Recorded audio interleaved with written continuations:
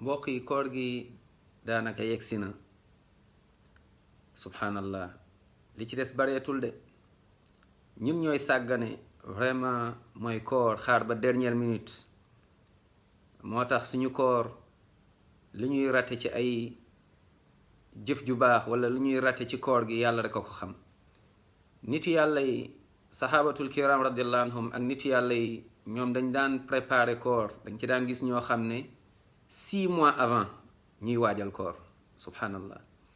moo tax kon nañ ko waajal mooy fan yi ñu dese avant koor gi di ñëw. Un match ne se joue pas le jour même subhanallah.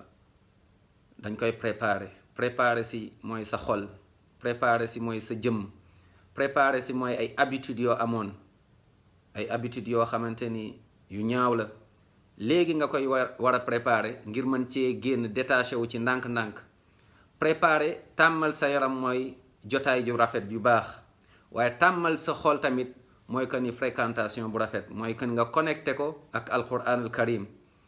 nga tàmmal sa bopp mooy que ni macha allah mooy azkar, tudd yàlla, di jéggalu. tàmmal sa bopp lu baax, sarax. tàmmal sa bopp mooy que ni subhanallah mooy di xalaat, di def ay méditation. kon na nga waajal avant koor gi di ñëw, bu ñu xaar ba koor gi ñëw sinon dañuy rate.